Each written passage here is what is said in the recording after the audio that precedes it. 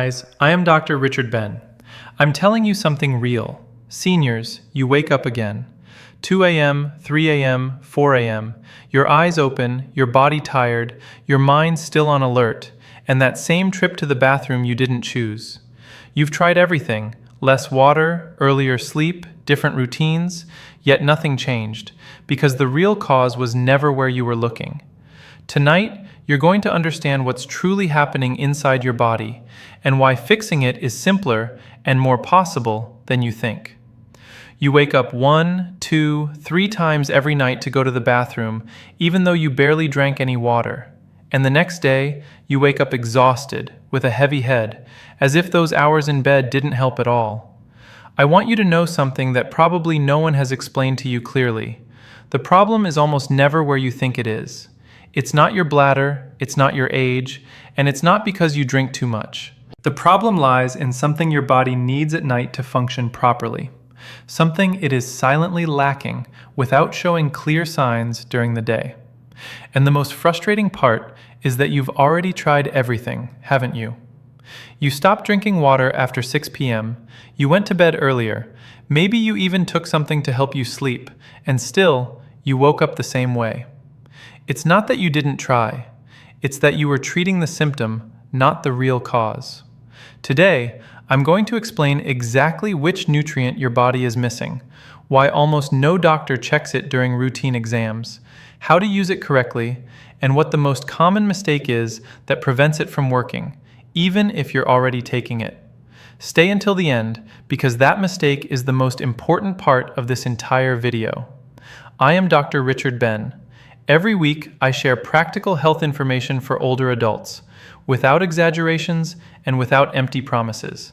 Let's begin. What you are experiencing has a medical name. It's called Nocturia.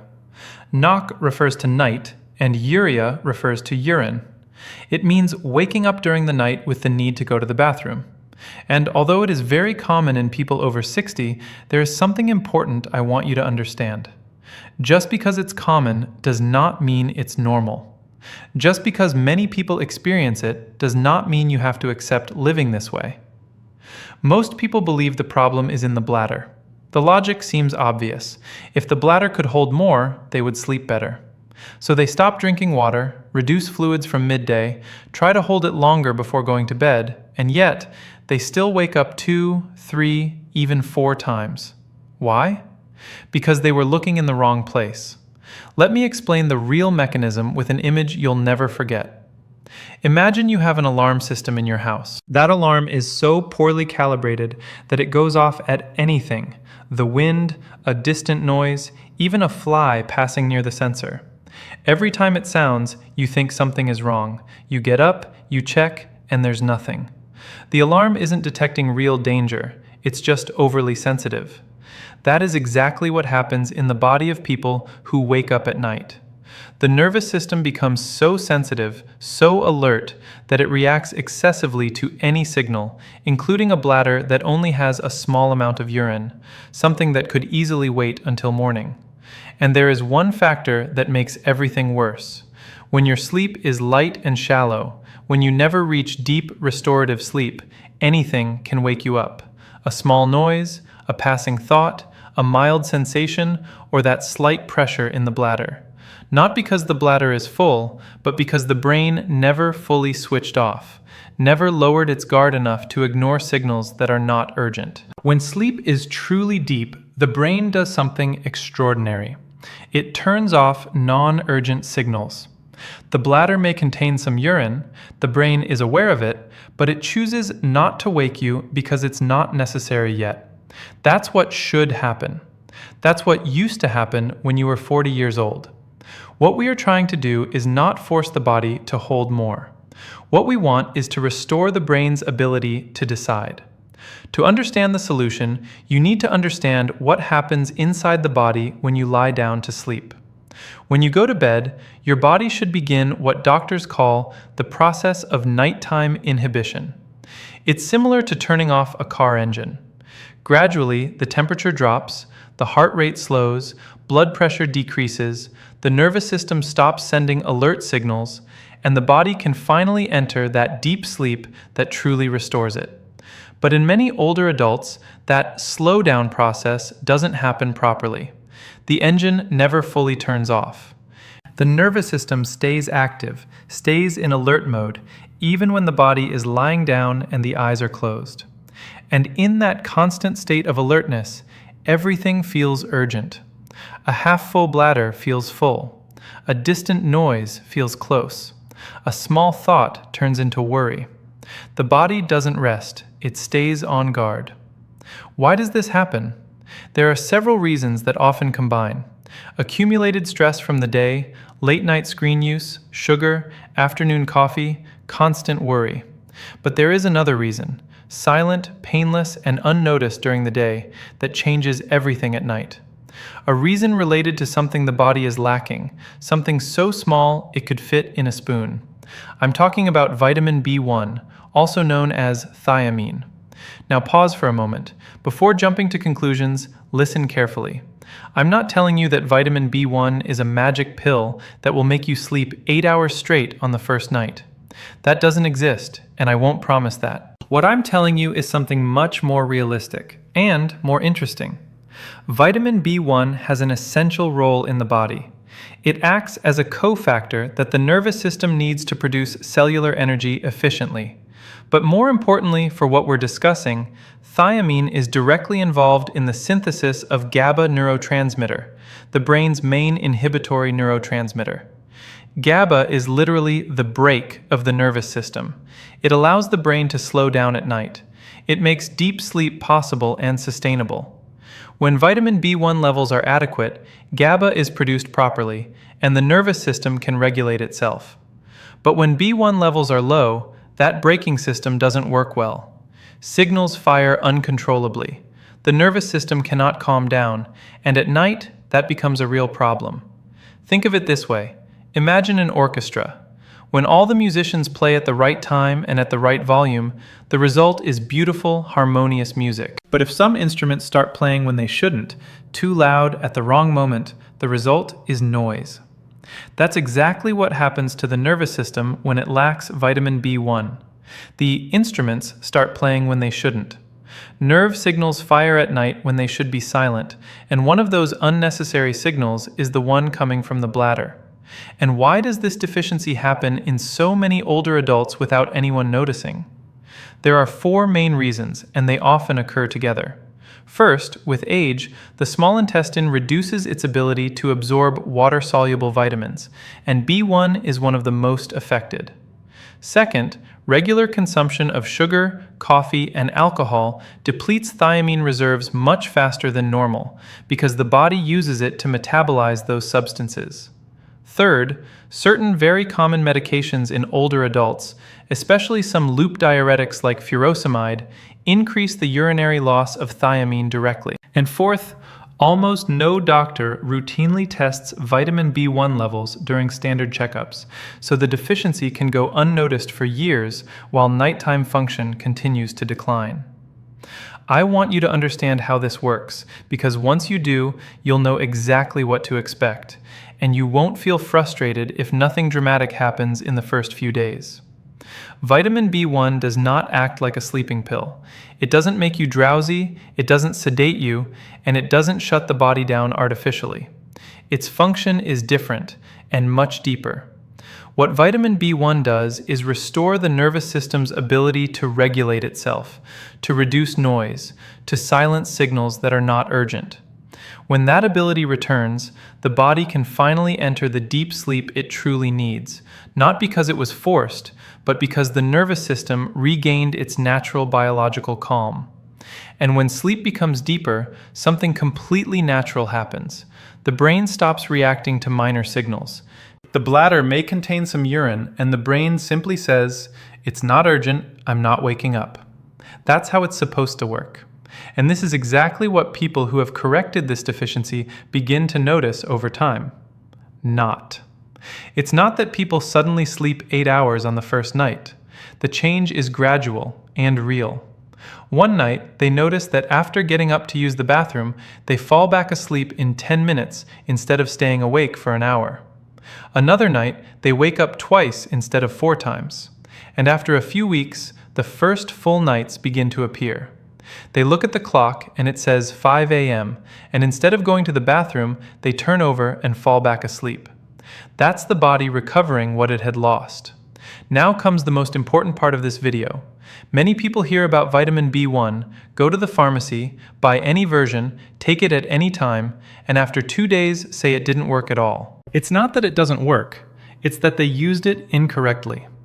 Listen carefully to these 4 key points. Key 1. Timing. Prepare the system. Don't stimulate it. Vitamin B1 should not be taken right before bed. It should be taken in the afternoon or early evening, about 2 to 3 hours before sleep. Why?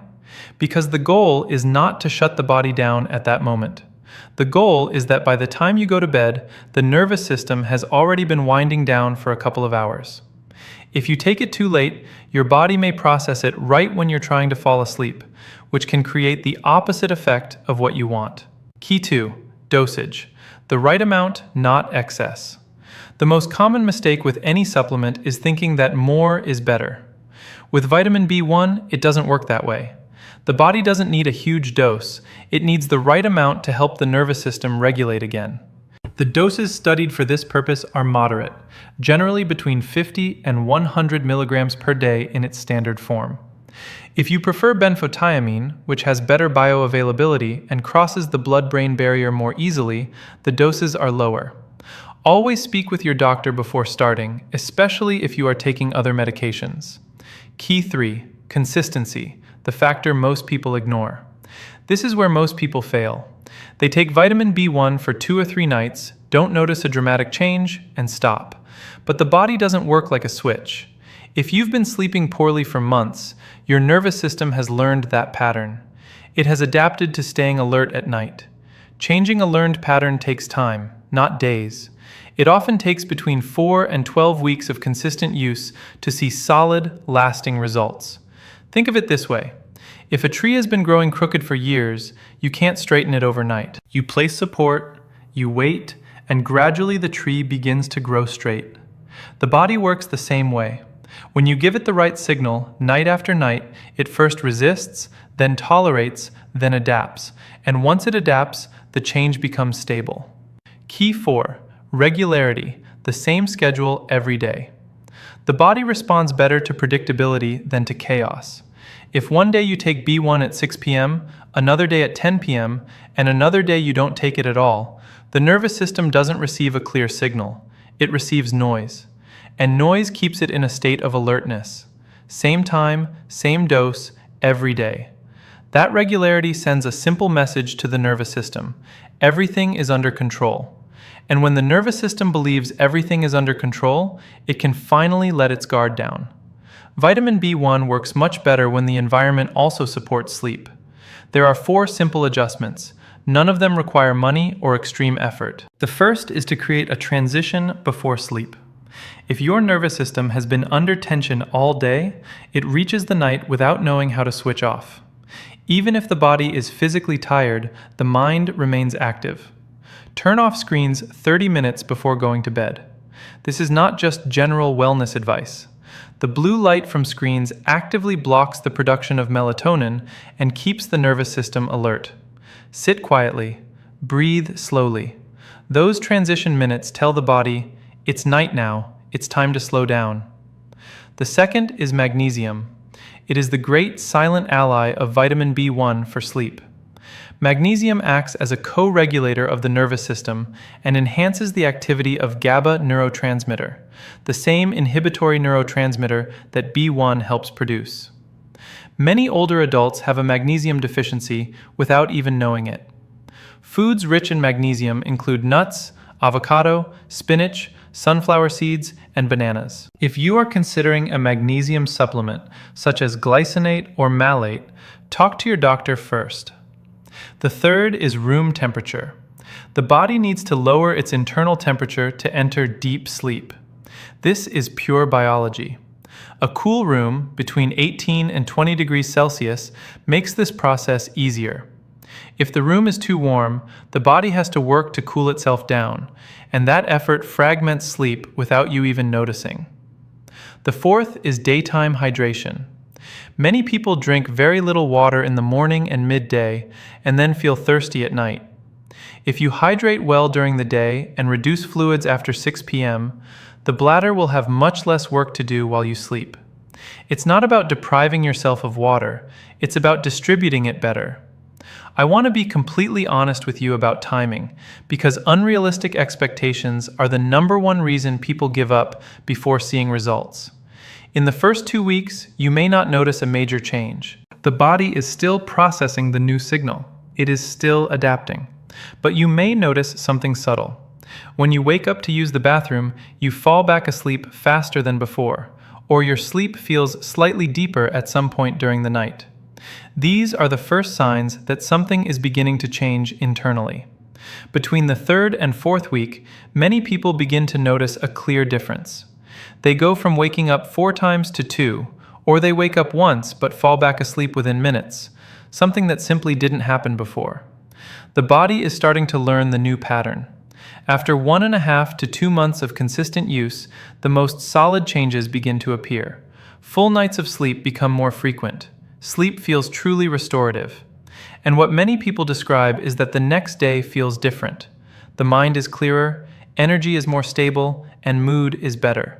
Not because you took something that gave you energy, but because your body finally got real rest. And when that happens, the day improves, stress decreases, and the following night becomes even better.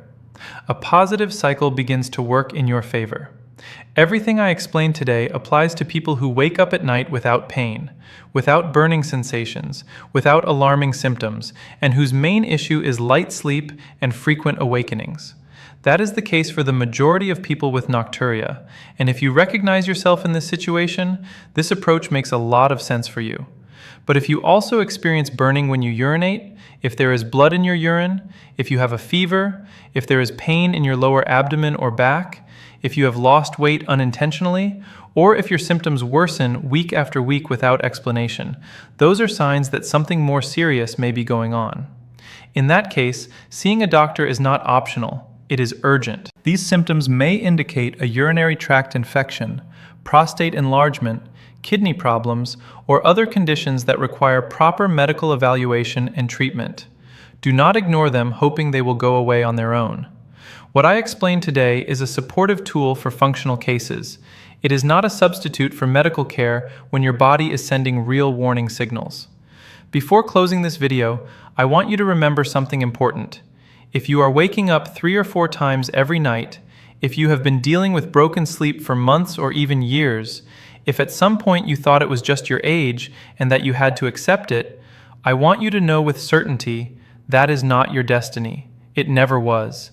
It's not your age, it's not irreversible damage. It's a system that is out of balance, and systems can be rebalanced. The human body has an incredible ability to learn and recover, something we often underestimate, especially after the age of 60. When you give it the right signals, consistently and with patience, the body responds. It always responds. Not instantly, not overnight, but it does respond. Don't aim for a perfect night all at once. Aim for a night that is just a little better than yesterday, and then another one that's slightly better. When that process repeats, one day you look back and realize you've been sleeping well for weeks, that you haven't been waking up 4 times a night anymore, that finally your body and you are on the same side, working together instead of struggling against each other in the dark. Sleeping well is not a luxury. It is a biological necessity, as fundamental as eating or breathing. And when the body truly rests, everything else improves. The heart, memory, the immune system, mood, energy, and the desire to live. Everything. You've been tired for far too long. You deserve that rest. If this video helped you understand what's happening to you from a perspective you probably haven't heard before, go ahead and like it right now. That small action tells the YouTube algorithm that this content is valuable and helps it reach more older adults who have been struggling to sleep and need this information today. Subscribe to the channel and turn on notifications. Every day I share practical, natural health information for older adults, without exaggeration, without products to sell, and without empty promises. Just information you can apply from home with what you already have, without complicating your life. There are people who have been searching for answers for years in clinics and still haven't found them, often because no one has the time to explain the root of the problem.